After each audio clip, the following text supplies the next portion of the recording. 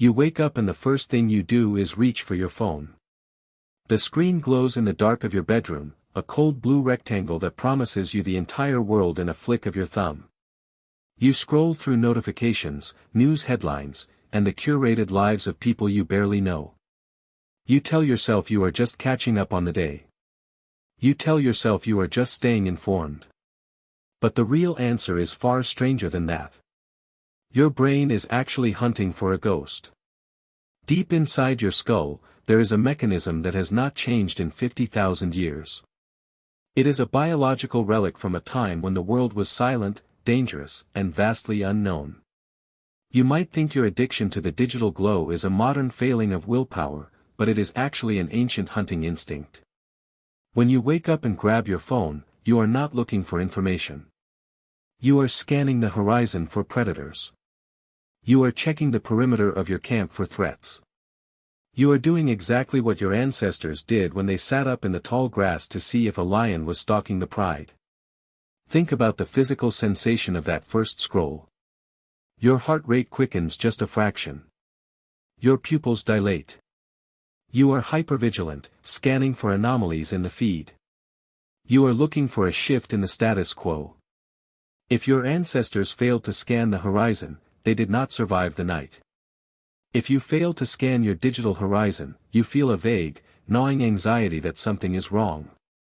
You are looking for a ghost because the ghost is the absence of information in an environment where information used to mean survival. Consider the research of psychologist Susan Weinschenk, who has spent years studying the brain's reaction to dopamine loops. She explains that when you interact with your phone, you are participating in a feedback loop that rewards uncertainty. Your brain loves to solve problems. It loves to resolve the tension between the unknown and the known. When you see a red notification bubble, your brain interprets it as a signal of high importance. It is a rustle in the bushes. It is a snap of a twig. It demands your immediate, unwavering attention because in the deep past, ignoring that rustle meant becoming lunch. You are not addicted to the phone itself. You are addicted to the hunt for the ghost of a threat that is never actually there. Every notification is a false alarm. Every scroll is a failed capture. You are a predator that has been dropped into a world where the prey has vanished, yet your nervous system is still firing on all cylinders. You are perpetually stuck in a state of high alert readiness for a battle that never arrives. Look at the evolutionary anthropology behind this behavior. For most of human history, information was scarce. Knowing where the water was, or where the pack of hyenas had moved, was the difference between life and death. If someone in your tribe had information you did not, you were at a distinct disadvantage. Today, that scarcity has been replaced by an infinite, crushing overflow of data. Your brain does not know how to handle this. It treats a viral tweet with the same physiological intensity as the discovery of a fresh kill or the sighting of a rival clan. It is trying to categorize the infinite stream of noise into threats and opportunities, but the signal-to-noise ratio is completely broken. Researcher Kevin Kelly once noted that our technology is an extension of our biological evolution, but our biology has not kept pace with the velocity of our tools. Your brain is a legacy system. It is running software written for the Pleistocene on hardware that was designed for survival in the wild. You are trying to download the modern world into a processor that is still waiting for the migration of the herds. Why would you expect to feel at peace when you are essentially a caveman staring at a magic mirror? You might believe that you are in control of your attention. You might believe that you are a rational agent choosing to engage with the digital landscape. But your amygdala, the almond-shaped cluster in your brain responsible for your fight-or-flight response, is running the show. It perceives the buzzing of your phone as a territorial challenge. It perceives the lack of messages as a social exclusion, which in the ancestral environment was a death sentence. To be cast out of the tribe was to be dead. So when you check your phone and see no messages, your brain triggers a stress response. It is the ghost of social isolation haunting your modern morning. Think about the silence of the morning before you reach for the screen. It is a terrifying void for a brain that evolved to constantly process environmental data. You hate that silence because your brain interprets it as a lack of input, which means a lack of safety. If there is no input, how do you know if you are safe? How do you know if the environment is stable? You fill the silence with the phone because the phone provides a simulated environment of constant activity. It is the digital equivalent of a campfire around which the tribe gathers to trade news. But the campfire is cold, and the tribe is made of pixels. Consider the work of Robert Sapolsky, a neurobiologist who has documented how our stress responses are being triggered by psychological events rather than physical ones. He points out that while your ancestors only had to worry about the lion for a few minutes until they escaped, you are trapped in a state of chronic, low-grade stress for 14 hours a day. Your phone is the lion that never leaves. It follows you into the bathroom. It follows you into your bed. It follows you into the quiet moments where you should be reflecting, but instead find yourself paralyzed by the need to scan for the ghost of a threat. This hunt for the ghost is why you feel so exhausted by the end of the day. You have been fighting a war of attrition against an invisible enemy.